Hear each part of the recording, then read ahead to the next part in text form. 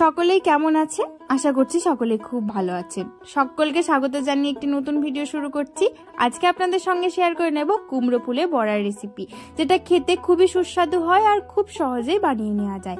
তাহলে চলুন ভিডিওটা শুরু করি। প্রথমেই কুমড়ো ফুলগুলোকে ভালোভাবে কুচি করে কেটে নিয়েছিল, তারপর দিয়েছিল একটা গোটা পেঁয়াজ, এরপর পরিমাণ মতো দিয়ে দেওয়া হলো বেসন, কর্নফ্লাওয়ার, সামান্য পরিমাণে শুকনো লঙ্কার গুঁড়ো, পরিমাণ মতো হলুদ গুঁড়ো, স্বাদ মতো লবণ আর একটা ডিম।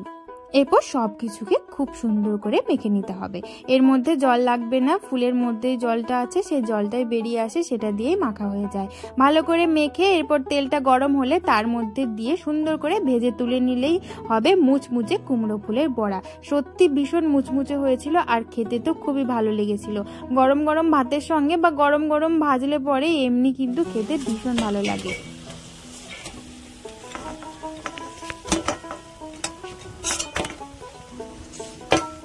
কতটা মুচমুচে হয়েছে সেটা ভিডিও দেখেই বুঝতে পারছেন। গরম গরম ভাজাও হয়ে গেছে আর আমরা খাওয়ার জন্য তৈরি। ভিডিওটি ভালো লাগলে অবশ্যই সকলের সঙ্গে শেয়ার করবেন আর সাবস্ক্রাইব করবেন।